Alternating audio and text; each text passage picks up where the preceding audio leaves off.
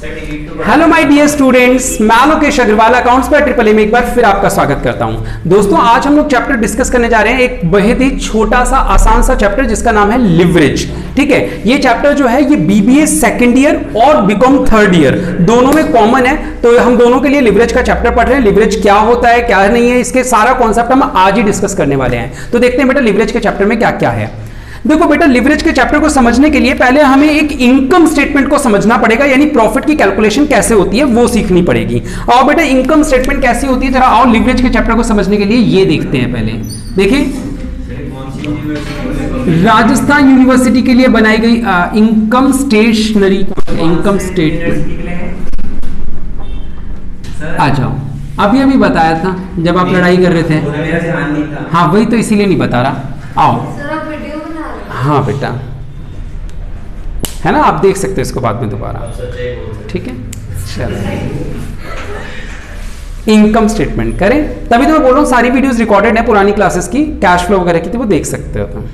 ठीक है, चलो कितने प्यारे प्यारे बच्चे हैं, आओ करें। देखो बेटा, इनकम स्टेटमेंट में सबसे पहले अगर हम बात करें तो सबसे पहले हम अपने रिवेन्यू यानी कि सेल्स की बात करते हैं। सबसे पहले कोई भी चीज जो रिकॉर्ड होती है वो क्या होती है, सेल्स। सेल्स में से सबसे पहले माइनस होता है, उसको बोलते हैं टोटल वेरिएबल कॉस्ट। हाँ या ना, इसको वेरिएबल कॉस्ट लिख देता हूं। वेरिएबल कॉस्ट माइनस करते हैं तो जो आंसर निकलता है ना बेटा, अब ध्यान से सुनना, उसे किस नाम से पुकारते हैं? इस आंसर को बोलते हैं बेटा कंट्रीब्यूशन। सेल में से वेरिएबल कॉस्ट कम होगी तो उसे क्या पुकारेंगे? कंट्रीब्यूशन। ठीक है, और इसमें से फिक्स्ड कॉस्ट कम होगी।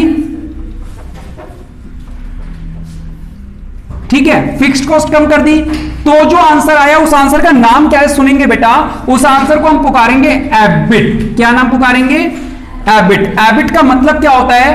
Earning before interest and tax.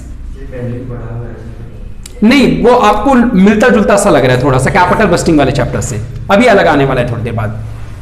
EBIT में से अब क्या माइनस होगा, क्योंकि ये earning before interest and tax, तो जो अगला आइटम माइनस होगा वो कौन सा होगा बेटा? इंटरेस्ट माइनस होगा अगला आइटम। आ रहा है समझ में? तो आप इंटरेस्ट को माइनस करेंगे। जब इंटरेस्ट माइनस कर देंगे तो जो बचेगा उसको हम लोग अर्निंग बिफोर टैक्स भी बोल सकते हैं, या हम उसे प्रॉफिट बिफोर टैक्स भी लिख सकते हैं। ठीक है, एक ही बात है। मैं इसको अर्निंग बिफोर टैक्स ही लिख दूं। ये क्या निकला है हमारा? Earning before tax. यानी कि जब इंटरेस्ट माइनस कर दिया तो जो आंसर बचा उसको क्या बोलते हैं? अर्निंग बिफोर टैक्स, यानी कि ऐसी अर्निंग जिसमें से अभी टैक्स माइनस नहीं हुआ है। ठीक है, तो अब अगला स्टेप क्या होना चाहिए? टैक्स माइनस होना चाहिए। वैसे तो मैं आपको बता दूं हमारा 90% चैप्टर तो इतने में ही सॉल्व हो जाता है, बस 90% चैप्टर केवल इतनी सी इनकम स्टेटमेंट से पूरा हो जाता है। लेकिन गिनती के एक दो सवाल और करने के लिए हमें इससे भी नीचे जाना पड़ता है। ठीक है, एक दो सवाल करने के लिए तो मैं बता रहा हूं अर्निंग बिफोर टैक्स से भी नीचे का आइटम, इसमें माइनस करेंगे। अब अगला आइटम क्या बेटा? टैक्स। तो जो आंसर निकल के आएगा उसको क्या बोलेंगे? प्रॉफिट आफ्टर टैक्स या अर्निंग आफ्टर टैक्स। क्या बोलते हैं?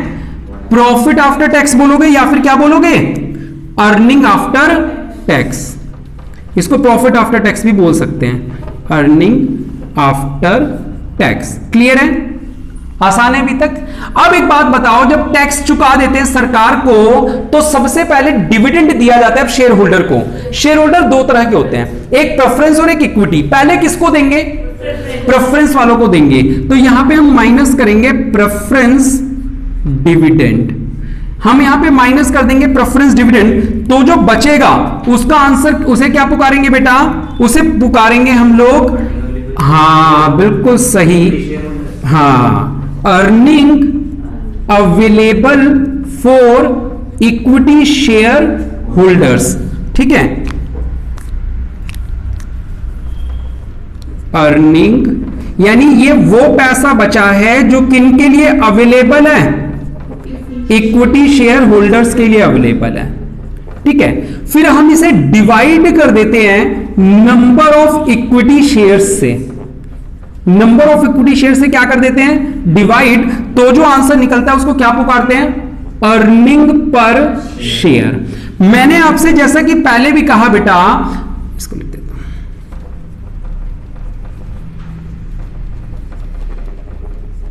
इस चैप्टर के 90% क्वेश्चन तो इतने में ही निपट जाएंगे। केवल एक दो सवाल के लिए नीचे की कहानी की जरूरत पड़ेगी, ठीक है, और वो भी हो सकता है नहीं पढ़े बिना कहानी के करवा दूं सवाल तो, लेकिन इतना तो हमें पता होना ही चाहिए स्टेप बाय स्टेप कि पहले क्या माइनस होता है, उसका जो आंसर आता है उसे किस नाम से पुकारते हैं, फिर जो माइनस होता है उसके आंसर को किस नाम से पुकारते हैं। डन, याद हो रही है ये बातें, क्लियर है।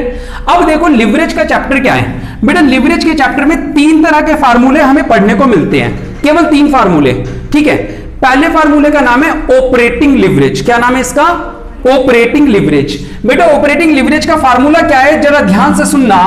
ये हमारा, अगर मैं पहला स्टेप बोलूं, ये दूसरा आंसर बोलूं, और अगर मैं इसे तीसरा आंसर बोलूं, तो ऑपरेटिंग लिवरेज किसको कहते हैं?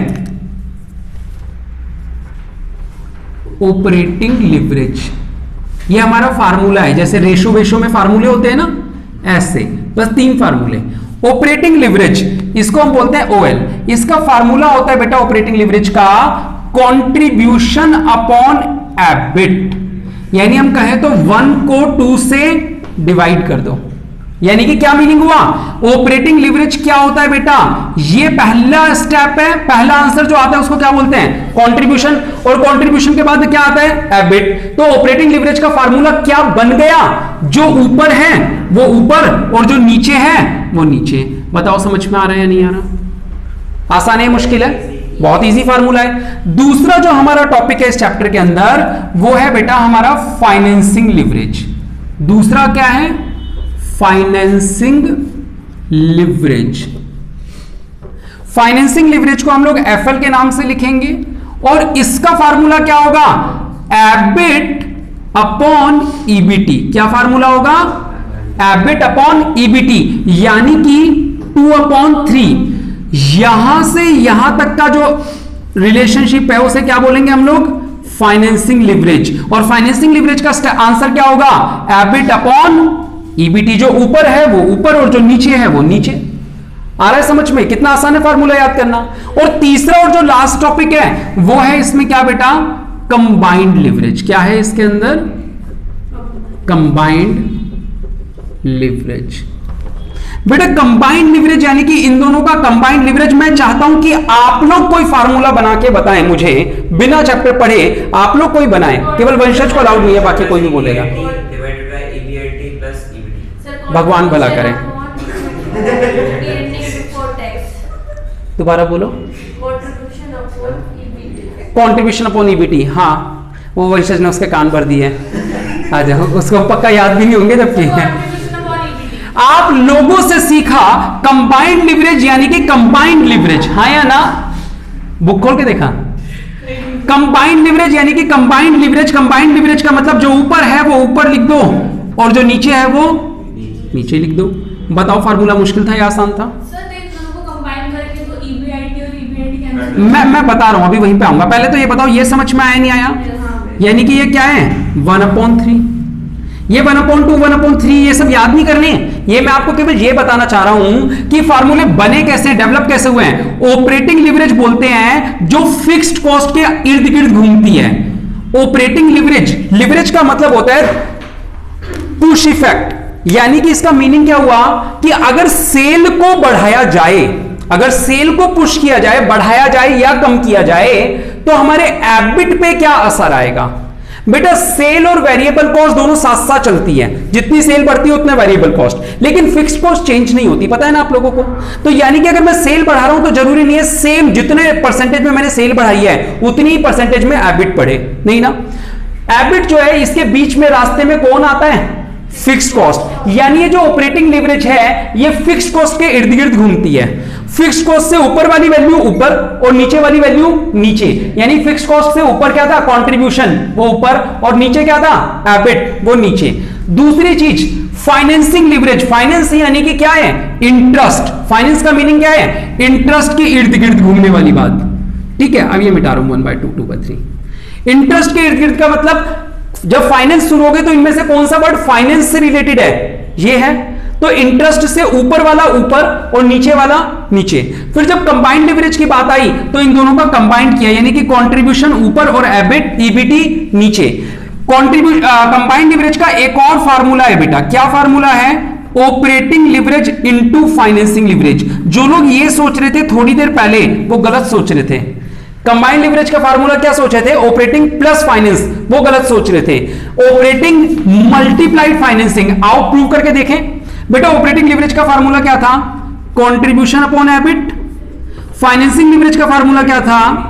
EBIT upon EBT. बेटा ये एबिट से एबिट कट गए तो क्या बचा? कंट्रीब्यूशन अपॉन ईबीटी, यही है। यानी कि कंबाइंड लिवरेज निकालने के दो तरीके, या तो ये फार्मूला लगा दो, या अगर आपके पास ये आंसर आ चुके हैं तो आप क्या करोगे? दोनों को मल्टीप्लाई कर दोगे, ये आंसर निकल आएगा। आ रहे हैं समझ में? तो ये तीन टॉपिक हमारे इस चैप्टर के अंदर हैं। इसके अलावा इसमें एक डिग्री ऑफ ऑपरेटिंग लिवरेज निकालने के एक और भी फार्मूले हैं ऑपरेटिंग लिवरेज निकालने के। क्या फार्मूला है? जरा यहां सुनना ध्यान से। फार्मूला है percentage change in percentage change in EBIT upon percentage change in, चाहो तो कंट्रीब्यूशन लिख लो, चाहो तो सेल्स लिख लो, बुक में सेल्स लिखा हुआ मिलता है। इसको निकालने का एक और फार्मूला है percentage change in EBT upon percentage change in EBIT. ठीक है बेटा? अच्छा, उसके बाद क्या है बेटा? कंबाइंड लिवरेज में इसको निकालने का एक और फार्मूला है परसेंटेज चेंज इन ईपीएस आता है, वैसे तो यहां पे ईबीटी लिख दो, चलो EBT upon percentage change in sales. ठीक है? और एक चीज और रह गई थी, क्या? चलो पहले एक्सप्लेन कर देता हूं ये फार्मूले कैसे बने। हाँ, ये चीज नोट, परसेंटेज चेंज का मीनिंग क्या होता है? किसी भी चीज का जब परसेंटेज चेंज निकालना हो किसी भी चैप्टर में, इसमें ही नहीं, लाइफ में किसी भी चैप्टर में, इको में, अकाउंट्स में, कहीं पे भी, कभी भी किसी चीज का परसेंटेज चेंज निकालना होता है तो इसका फार्मूला होता है new value minus old value upon old value into 100। For an example, अगर मान लो मेरे पिछले साल 60 मार्क्स आए थे और इस साल मेरे 80 मार्क्स आए हैं, तो बताओ मैंने कितने परसेंट की ग्रोथ करी है? बिल्कुल गलत, मैंने 33.33% की ग्रोथ करी है। आओ जरा दिखाऊं। चलो बेटा, मेरे न्यू मार्क्स है 80, पहले कितने लाता था? 60 डिवाइड बाय 60 इंटू 100, 20/60 इंटू 100, यानी 1/3 की ग्रोथ करी है, यानी कि 33.33% की ग्रोथ करी है। आई समझ में? तो परसेंटेज चेंज कभी भी निकालना हो किसी भी चीज का तो ऐसे निकलता है, इस वाले फार्मूले से, new minus old upon old into 100। इतना ही नहीं, अब सुनेंगे मेन बात, आओ सुनते हैं। बेटा ये वाले जो फार्मूले बने हैं ये कैसे बने हैं? जरा ध्यान से देखो, इन फार्मूले के उल्टे हैं, इन फार्मूले के उल्टे।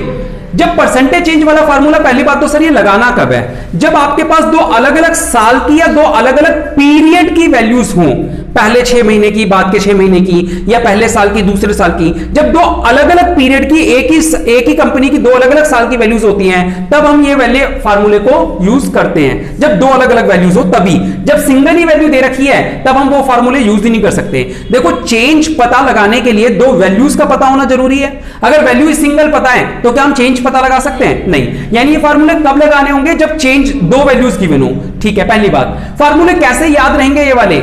ये ना इसके उल्टे फार्मूले हैं, ध्यान से सुनना।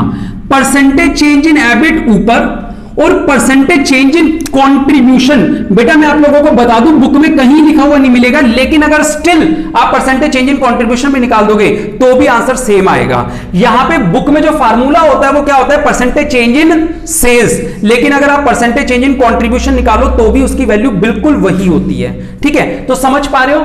आपको ये ऊपर आ गया, ये नीचे आ गया। जब आपने ये वाला फार्मूला देखा फाइनेंसिंग लिवरेज का, तो ये ईबीटी वाला कहां चले गया? ऊपर, और नीचे क्या आ गया?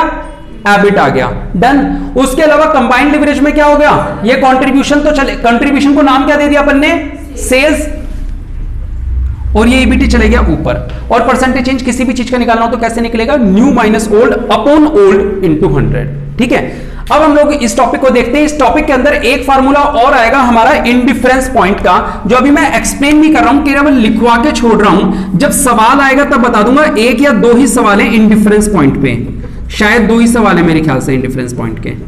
एक वर्ड आता है इंडिफरेंस पॉइंट। इंडिफरेंस पॉइंट का मतलब एक ऐसी जगह, एक ऐसा एबिट का लेवल जहां पे आप मतलब कोई भी ऑप्शन चूज करो। आपको दो ऑप्शन दे रखे हैं कि मैं पैसा यहां से लेके आऊं या पैसा यहां से लेके आऊं। दोनों आंसर से आपका जो ईपीएस आता है वो सेम होता है, अर्निंग पर शेयर सेम होती है। इंडिफरेंस पॉइंट यानी एक ऐसी जगह, एक ऐसा पॉइंट, एक ऐसा एबिट जहां पे आप दो ऑप्शन अगर दे रखे हैं तो दोनों में से कोई भी चूज करो, आपका आंसर सेम होगा। तो एबिट का, इंडिफरेंस पॉइंट का फार्मूला क्या होता है? फार्मूला लिख रहा हूं मैं यहां पे, EBIT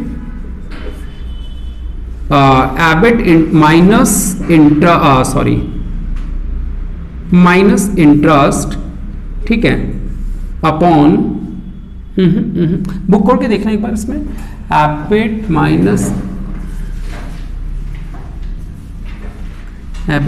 interest minus preference dividend भी देखना ना एक बार। बुक थर्ड ईयर वाली बुक में कौन से पेज नंबर पे है? 8 पॉइंट आगे बोलो।